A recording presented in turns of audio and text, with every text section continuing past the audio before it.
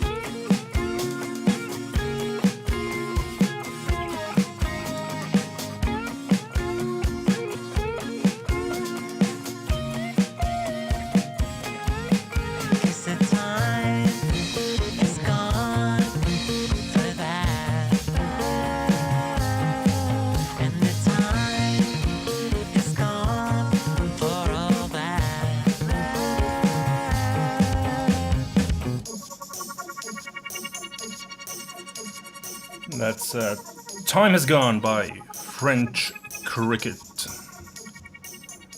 Wonderful track. Reminds me of those early noughties type bands. Yeah, I get that. Get that slight Britpop flavour to it, perhaps even. Oh yeah. What was I thinking? One of those. I never can remember this. Well, anyway. If I start to try to remember it, it'll be the whole show. But we'll be lost in a flood of reverie. We really will. Memories and memories. You're talking about memories, and let's not go off on a Blade Runner diversion, shall we? Wobbie, good evening. It is good to see you. Thank you for joining us on our latest episode of FAWMtalk. How are you doing? Yeah, good. How's your form going? Yeah, it was going really well at the start, and then I was busy with a few things in real life, like real life gigs. And then I didn't quite get back in the swing of it. and then I got behind, and then over this weekend I've caught up with a couple of 4-track tapes and a video collaboration today as well. I've got 2 collaborations in the pipeline. So I think I should make 14, I think. Good. Excellent. Because, I mean, in terms of songwriting, you are one of those formers who, if you post something, it's like, oh, I'm going to listen to this because I know it's going to be good. And I don't know how you do it. But because one of your things, so people watching the show might not be aware of the fact that you do actually do quite a lot of sort of music therapy work with kids with challenges, shall we say? It's an inclusive charity group that involves signing choir for deaf and hearing children, and we did the Olympics. That's the Olympic opening ceremony in 2012.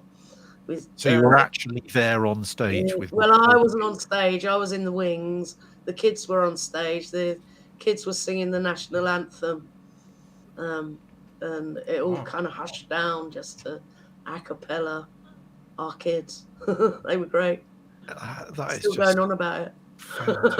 That's brilliant. So this is the Chaos signing choir, isn't it? Yeah. KAOS signing choir. KAOS, yeah.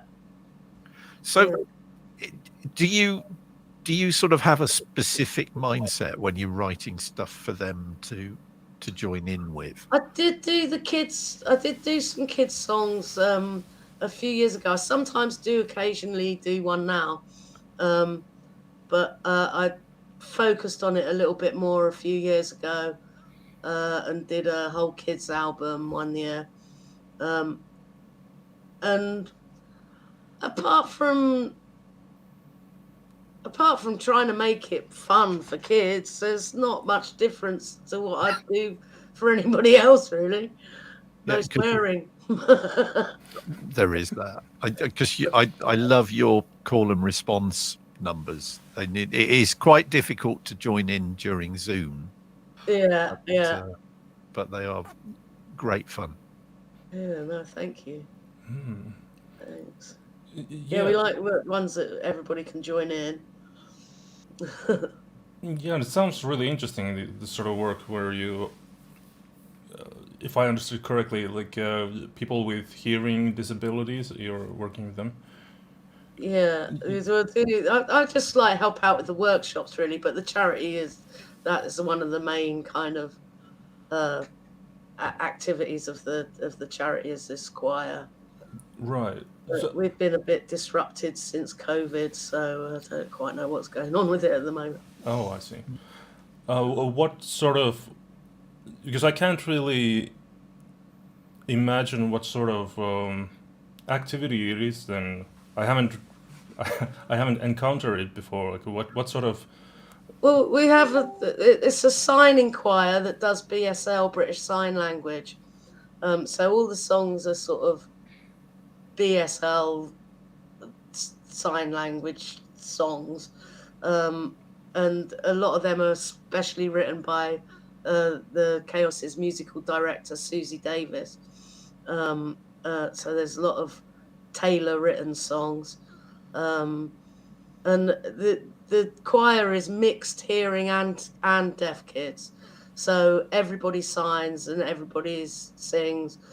Some of the deaf kids don't have their voices switched on, as they put it, and some do, and they're encouraged to, even if like it's what would traditionally be called not pitch perfect singing, it's encouraged for them to join in completely. Yeah. And it is what it is, and I love that aspect of it. When we did the national anthem, we recorded it in Abbey Road, and then it was piped through in the stadium. And one of our kids, Ethan, a deaf boy, in the recording, we did loads of recordings, so they had loads of takes to choose from. And in the one that they chose, this boy Ethan on one of the God Save Our Queen lyrics, just shouted out this kind of Queen, like, and in a gap, and it kind of perfect timing. and it was so full of life and was just brilliant, and that to me summed up the whole experience of the Olympics, that it was so inclusive and encouraging to people, and I love that Danny Boyle chose that take to pipe out, and it just shows that the imperfections aren't what makes it, you know, and sometimes it can make it, the imperfections. Yeah, and it's an important lesson to learn in terms of songwriting, of slaving over a mix to make absolutely everything perfect. In a lot of cases, gets rid of all the soul that makes the performance yours. Yeah. Certainly, that's my excuse, and I'm sticking to it. Yeah, but I would imagine like musical activities of this sort are oftentimes what they must give a lot of like energy to people who otherwise might think to themselves as they are like disabled, or they are limited by how they can express themselves. Yeah, and it is quite literally giving them a voice. And letting them be heard in arenas, and I mean arenas, that they would not normally be considered as worthy of performing in. So yeah, it was, and I've still got the opening ceremony, all of it recorded, because it was just Brilliant. Such a glorious celebration of all that's good in the UK culture, and it was a celebration of inclusiveness, and yet here we are, you know, the pariahs and outcasts of the European Union 10 years, well, less than 10 years on. It's just a bit sad, really, where things have gone in the intervening decade. But let's not dwell on that, shall we? Okay, I was just going to go on a rant, but your call. Why don't we have a piece of music? Oh, good idea. So I was looking for this one. There's a collaboration by, again, quite a few people, and this one is by I hope I say this right, Nayley, CTS, DJ TJB, The Coop, Splitty Blooms, and GM7, and this song is called Chemistry.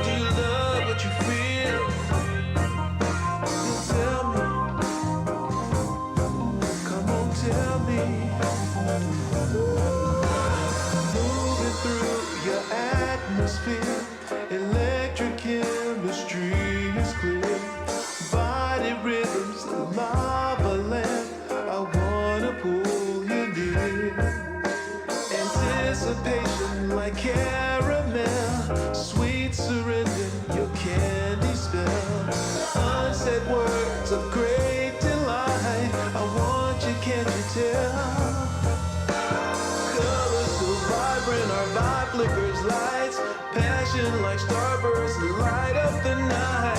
Nothing withholding, I'll give you my all. The nature will rise, the coming will fall. We as in one till the moment eclipse. A passion like fire reveals from your lips. The music of ecstasy only we hear as we ascend beyond the stratosphere.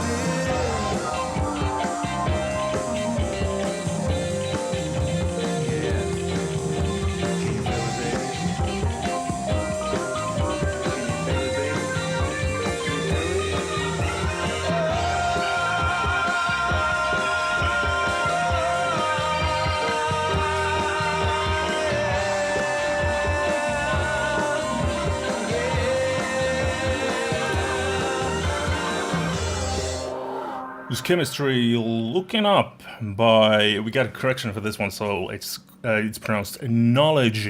CTS, DJ TJB, Zakub, Splitty Booms, and GM7.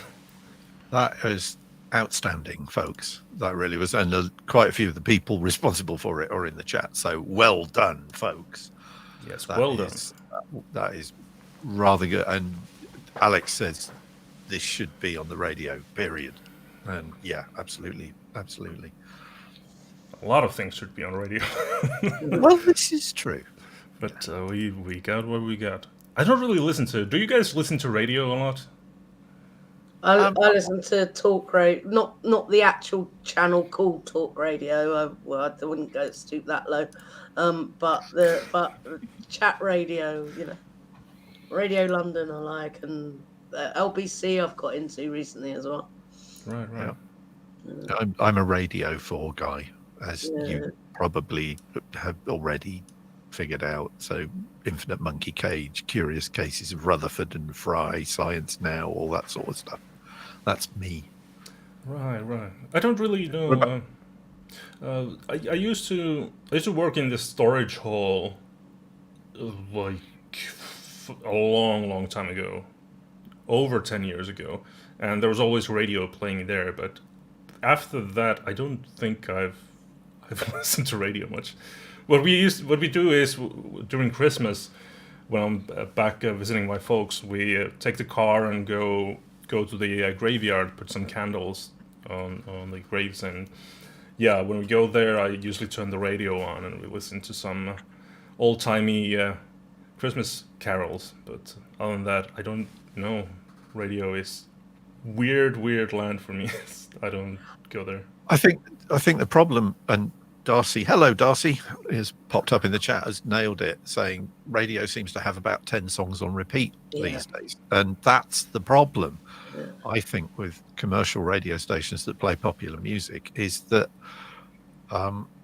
they don't play popular music. They just play what the record companies have given them backhanders. No, of course not. Anymore. On radio, what gets played at least once every 45 minutes, and nothing else gets a look in. And what's the point in listening to something that is just going to play Adele and Coldplay at you all day? It's like Ed Sheeran. Yeah. Back when I was a young lad, there was a television show here in the UK on BBC Two late at night, presented by Bob Harris, who's no relation, as far as I know, to me, called The Old Grey Whistle Test. And they stopped showing The Old Grey Whistle Test in about the 1980s. And certain people, like yours truly, have been disgruntled about this fact ever since. And one of the other people who's very disgruntled about it is the keyboard player Rick Wakeman. And he summed up the difference between the Old Grey Whistle Test approach of curating interesting music and commercial radio heavy rotation playlists now. And he said the difference is, he said the Old Grey Whistle Test was like going into one of those shops in the East End of London that just sold tea, and you went in and you didn't say, I'd like some tea. It was like, well, do you want oolong or lapsang souchong or a bit of sencha? And they would have these cupboards with 400 different varieties of tea in them. And it was like, well, what do you like? Yeah. Whereas now you go to the supermarket and it's like, well, it's Tetley's or PG Tips, and that's your choice. There's actually a It's great not- there's actually a great record store here in Finland called Levico X, which translates to Record Store X. And whenever I go there, I always chat with the clerks, and I'm telling them about like I really like this band, and they're like, "Oh, have you heard this one?" And they put the record on in the store, and it starts playing from the speakers, and they're selling LP albums and that sort of thing. So that's very much. They have quite a few of those stores in Finland, but yeah, that's like a specialty. They just keep on going. I think they're in business still because they are so hands-on and like to serve people. Well, and if you ever find a record store like that, folks, and there are still some out there, then do patronize them with your business as much as you can. I found out about both John Patitucci and Joe Satriani from going into a CD store in Guildford years ago and buying a Steve Morse album. And the guy goes, "Oh, you like guitar playing?" And it's, "Oh, yeah, I play guitar a bit." And he goes, "Oh, right. Have you heard of this chap?" I was like, "Oh, no." And he goes, so he took it out of the case and put it on, and it was Joe Satriani's first album. And it was like, oh, my God. I did not know this was possible on the go. Give me that album. And yeah, there you go. Yeah, this is a little bit. That's like, how do you discover music nowadays? Because if you're listening to Spotify, it's pretty much you listen to some playlist. But what I tried to do for the longest time, and there's actually a thread that is sort of dissolving this on the FAWM forums. Talking about like the escape velocity and how much music is possible to listen through in a period of time. And what I discovered is there was this page, I think I've lost it, but there was this page that listed every release that is released on Spotify every week. So you go there, and this week there's this list of releases, and I was looking at the albums that were released and came to the conclusion that even if I listened to one track from each album, I would not be able to get through every album. Even if I listened to 10 seconds of each album, I wouldn't be able to get through them. There's so much music, there's no way to listen to everything or even scratch the surface, really. So like, for those of you who aren't aware, FAWM escape velocity is the fact that you get enough music posted on the FAWM website that it would take you longer than the whole of February. Going without sleep, literally just non-stop from the 1st of February to the end of the 28th of February to listen to everything that's on FAWM. And it's like assumed that every track is about 3 minutes, right? Yeah, but it sort of swings around. It averages out, I'm sure, because I listened to quite a few tracks and commented on them this morning that were like under 2 minutes. But I did also listen to an immense 11-minute doom metal extravaganza, which was also rather splendid. Nice. Yeah, but I'm often thinking about this and lamenting the fact that I can't really. There's no good way to discover music except just subscribing this random playlists and hoping for the best. And what I used to do for a couple of years is that I just took lists from the internet, like new releases, and I had a Python script go through those lists, then search every release on Spotify and handing me a playlist with everything. So it was like 2,000 tracks per week, and I used to go through those playlists, and I would find like maybe 25, 50 tracks that I sort of liked each week, and that was great. I discovered a lot of new bands, but it's also like it takes the whole week, and it's very stressful going through everything, and then next week you have another 2,000 tracks, and it's like that's no way to live. Well, one of the easiest ways of discovering new music is to have a bunch of friends who are obsessed with music, because eventually one of them will come over to you and go, "You have to listen to this." Look at I've- me. I've I have friends. Well, I mean, you've recommended more than one band to me over the years that I am now a great fan of. For So sure. Carpentry is one that springs to mind. Kingston Wall is another one. You know, both exceptional bands that I would never have heard of if you hadn't go, "Oh, you need to check this out," and I did, and I was Yeah. very pleased I did. But the problem is that nobody seems to listen to the kind of music that I actually like. So whenever people recommend me bands, it's always like, well, I'll give it a listen, but then it's like, yeah, that's not for me. Yeah, oh, that's not for me. Yeah, that's not. I don't really like that one either. I don't know.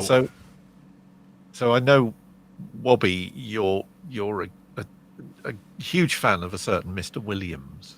Yeah, Robbie, huge fan. Yeah, got a big But out.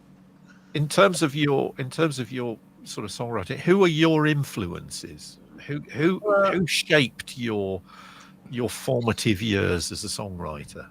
The Wombles. Mike Batt. Mike Batt, the Wombles.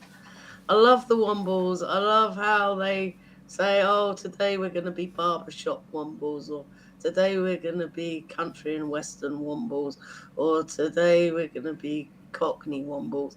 And I love the game of just taking a genre and playing with it from a Wombles perspective. I think it's so much fun. Well, that is not an answer I saw coming, I must admit. Brilliant.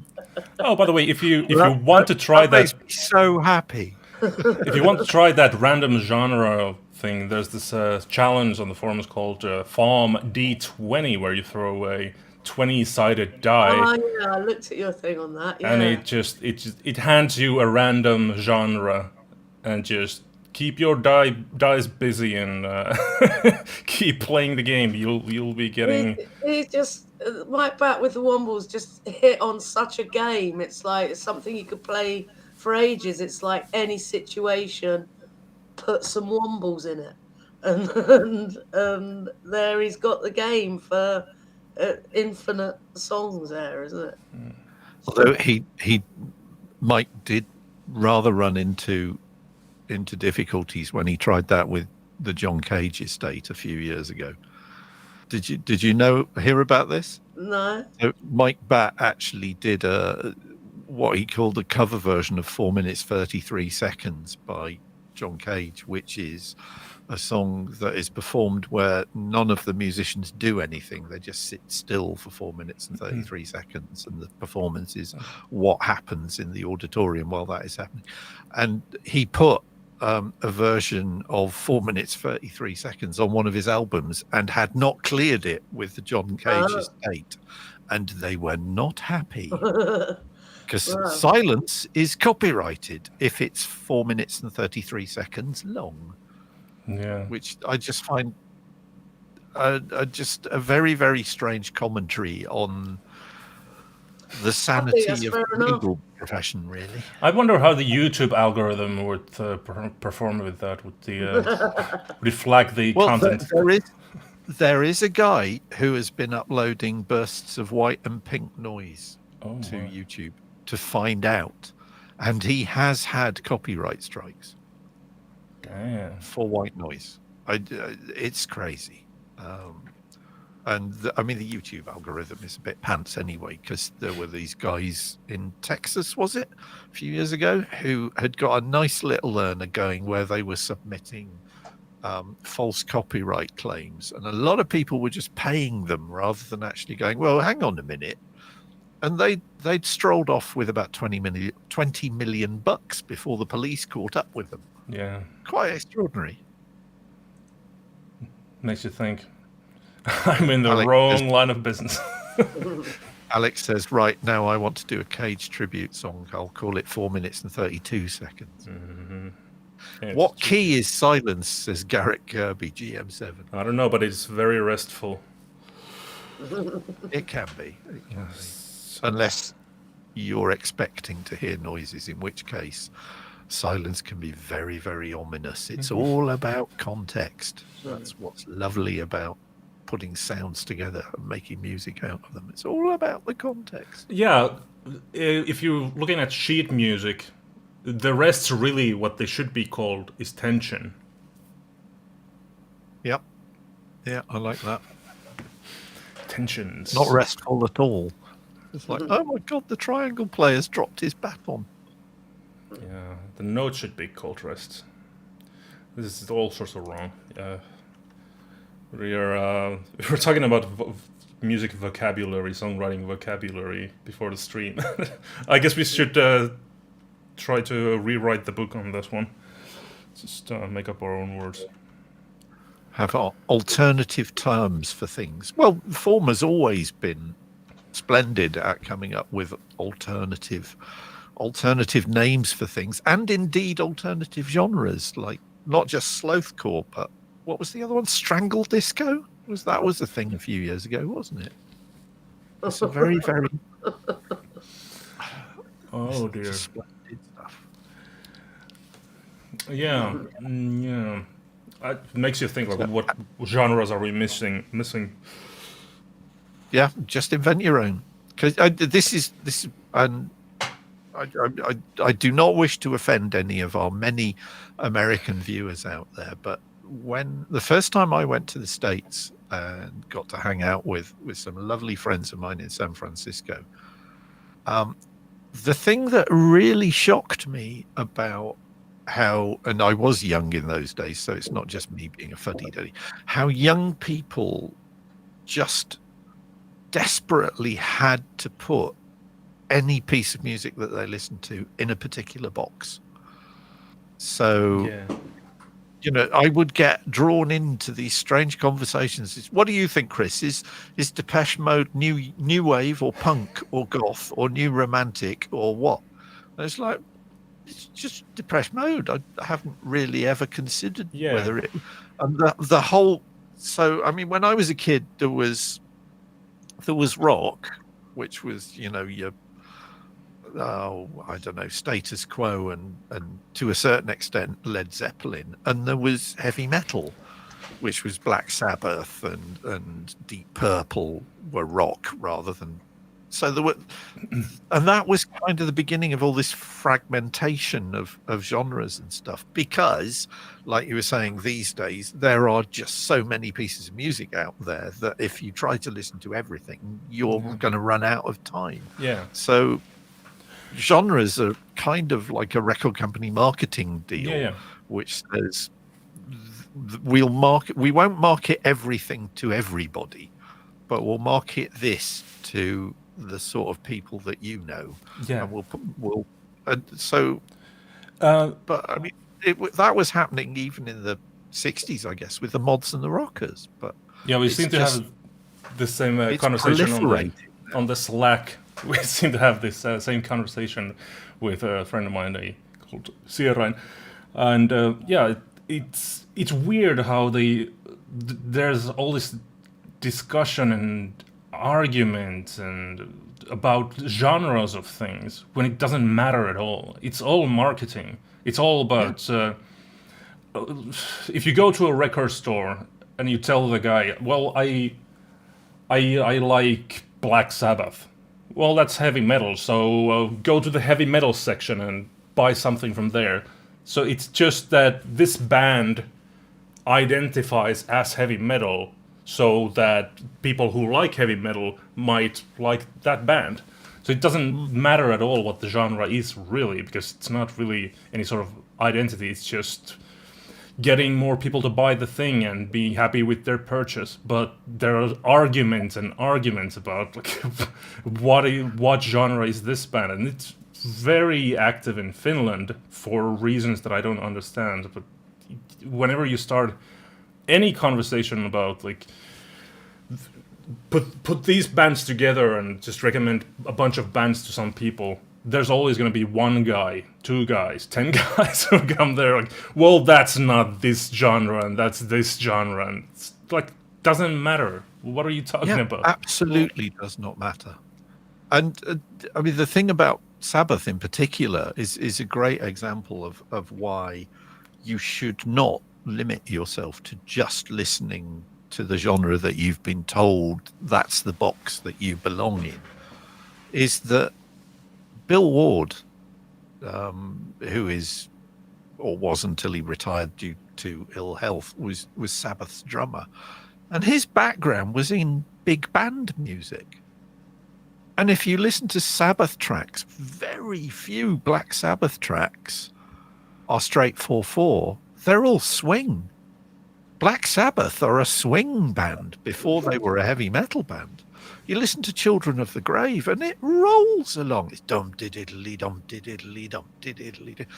It's got that swing beat to it. That's why those songs really, really stand out from a lot of the bands that came after them, who are just biff smack, biff smack, biff smack, biff smack, because it's just that straight 4/4 beat.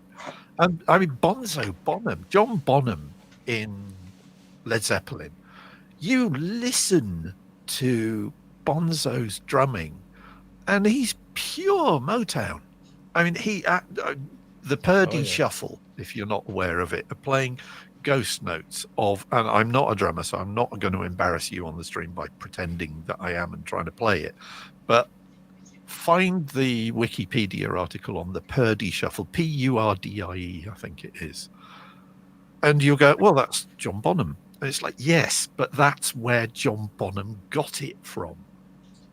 So it's so important to listen to other genres and other styles of music and other types of music, like the Wombles, that will shape your music in unexpected and gloriously delicious ways.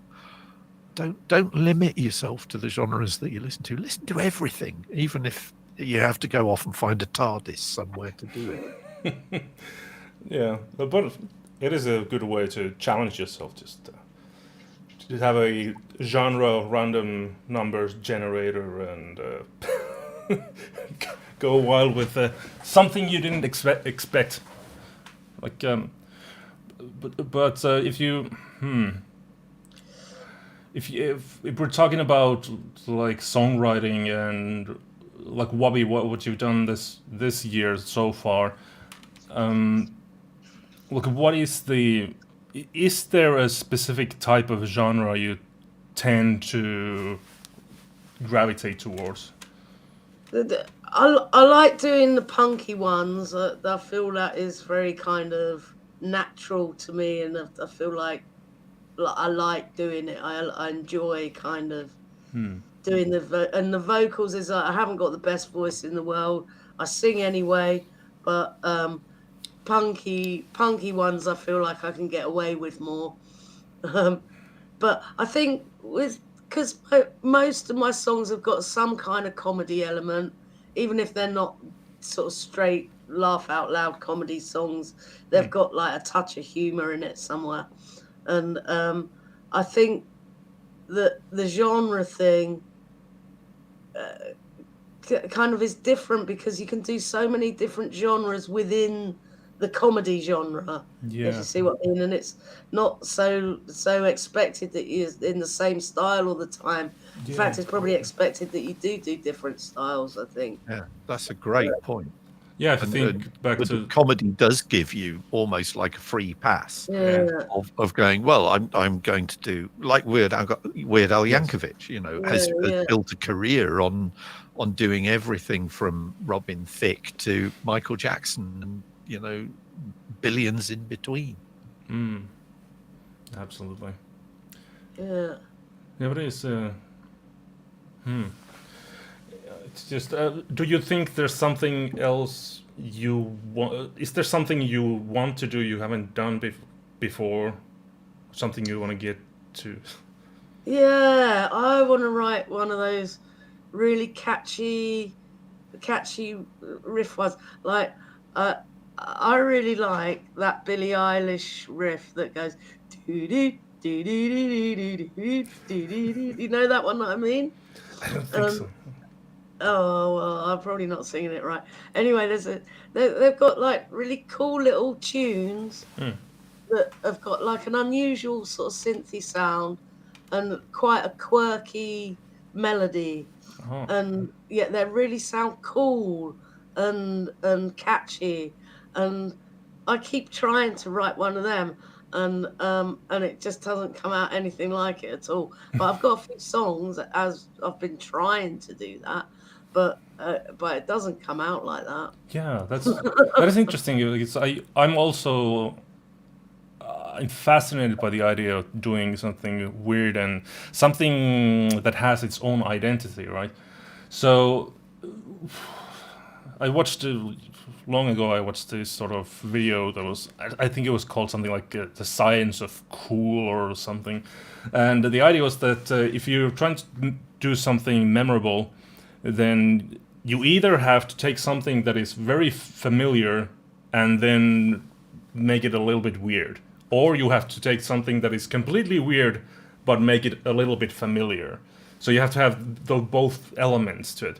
So in that case, I would like just take your normal blues progression or something. Just take one of those Robbie Williams tracks and just do. The trick is, I think, this is my theory. The trick is to do something that could be perceived as embarrassing or wrong or stupid, and just put it there and try to pull it off. And then that's how you might get it to. That's one idea at least. I'm very good at the first part of that. Well, me Pulling too. it off bit, that's the challenge. That's what gets you to the charts. I tell you who this conversation makes me think of form-wise, and that's Pete Murphy, because he always amazes me how he can be so quirky and yet so catchy at the same time. His stuff is it's got such a groove to them, and have got such a catchy melody and a good feel, and yet they're really quite weird sort of structure and sounds and melodies, or odd quirky melodies. It just amazes me that how he brings those two extremes together and makes such wonky catchy stuff. Yeah. And couple that with the fact that he's brilliant melodically and has a sickeningly pop-ready voice. It's just not fair.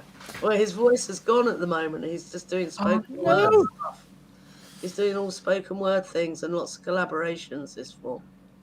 Damn. Alex says Pete Murphy is a musical genius. Yeah. And Pete and I have a mutual friend who lives down the road from me in Bristol, who I don't know if I know Pete talks about him quite a lot during FAWM, but I would recommend, if you're interested in the borderlands of music, the wild west of music, of doing stuff just for the sake of doing it, then you need to check out our friend Ergo Phizmiz.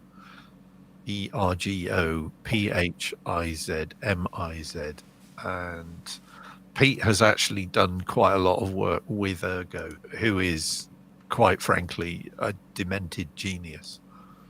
And very, very funny. I mean, he wrote and released, and I've actually got one of the very few CD pressings of it, which was a whole bunch of brass band music, but all the songs that are being played are compositions by Aphex Twin. And if you've ever heard Aphex Twin's music, having it played by a brass band is not something that immediately springs to mind. But to go back to what you have said, the thing about Ergo is when he does these absolutely insane things, like writing a 10-hour song cycle called M, which was about the turn of the millennium, he pulls it off. Yeah, because if you sort of flip that around, and I do still try to listen to a lot of new music on Spotify, there are a lot of bands that do they have that sort of professional sound, and they have that sort of catchy type of song sound, but the songs are completely forgettable. There's nothing new in them. It's just completely safe, and it's just like the same thing that everybody else has done. And I kind of like listening to them, but after a while, it's just like, well, that was the same as everything else I've heard. But then the things that really hit home are the ones where it sounds like the songwriter had something to say, and they do something kind of interesting. It's still the same type of, it's kind of the safe type of sounding song that I like, that sort of pop rocky song, but there's something interesting. And oftentimes the interesting things are just like one thing repeating a lot, or some repetitions are typically what piques interest in, at least for me. So the last thing I've been listening to a lot is the hold on, that happens. Adele's the newest from his newest release, her newest release, Easy on Me. So that one has that sort of repetition idea in the theme, and yeah, it's really, it catches at least my interest. It's sort of, it has I would even call it a hook, because the melody, because it's so easy to do a melody that sounds pleasant and it just keeps on going like da, da, da, da, da, da, da, da, and there's like no end to where it keeps going.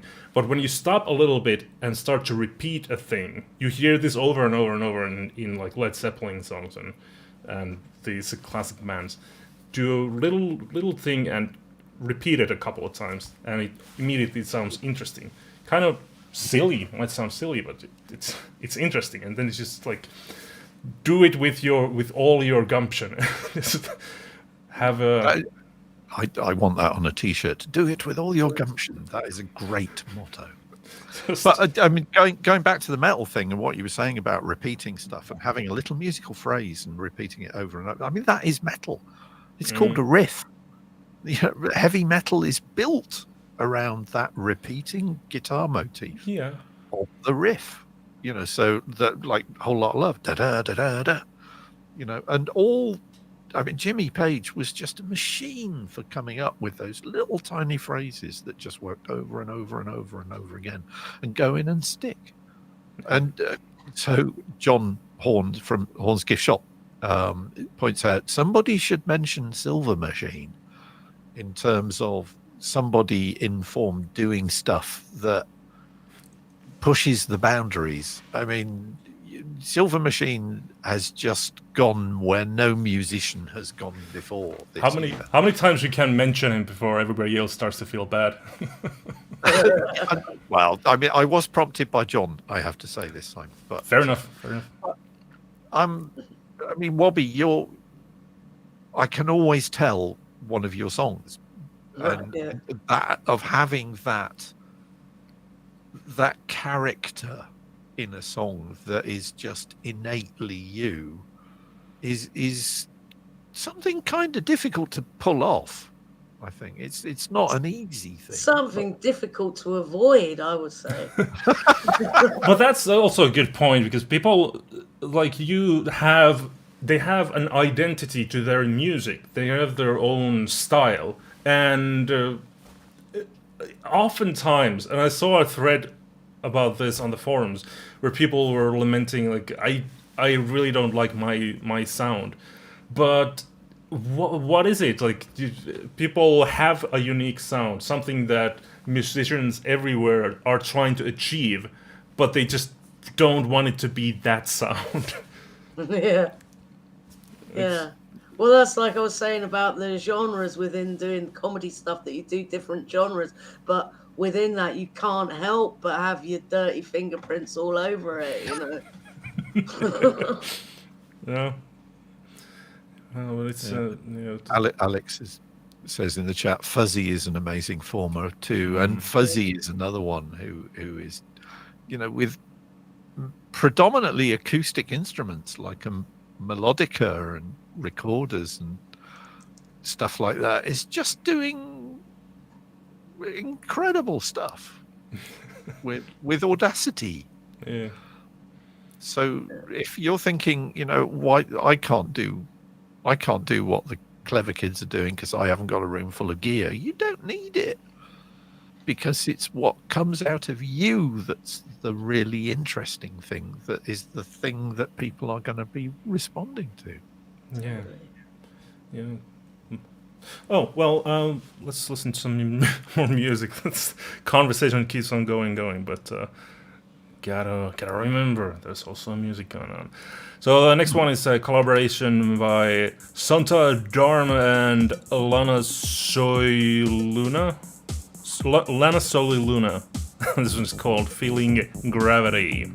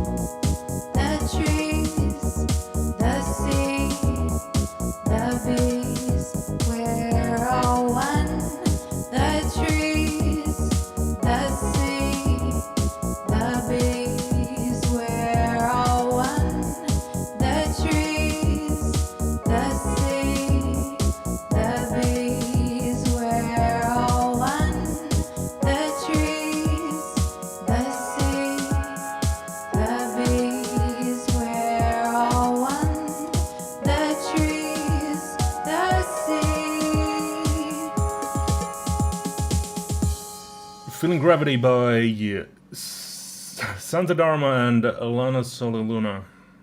That is so, I love the stuff that they do, and they do it with this sort of bewildering variety of very inexpensive Casio synths and almost toy instruments, and yet they get something that grooves moves so splendidly like that. I really, really love their stuff.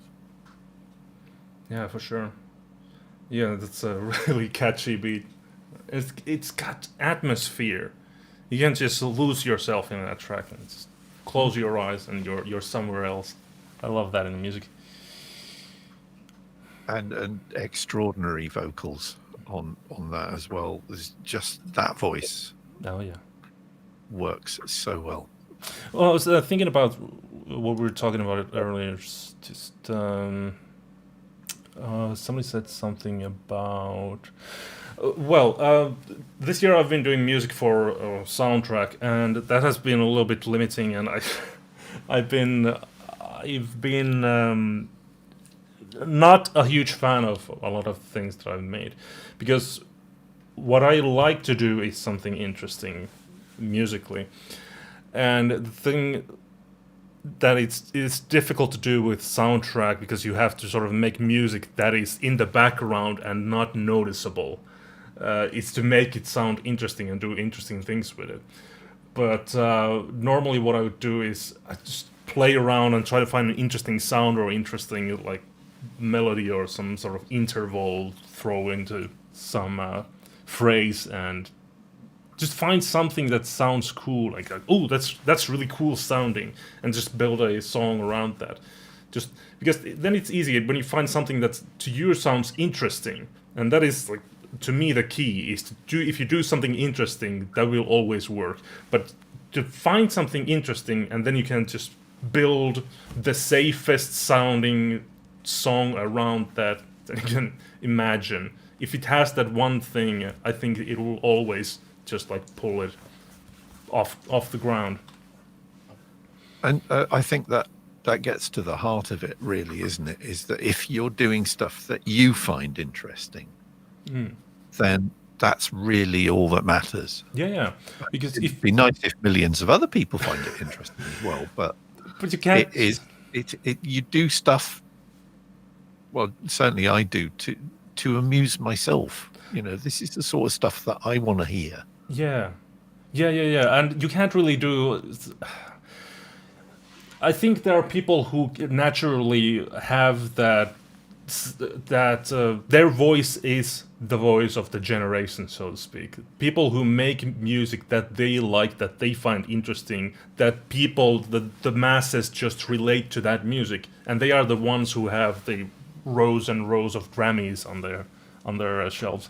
But yeah, I think what my advice to any songwriter would be is that just make what sounds interesting to you, and that will be your sound.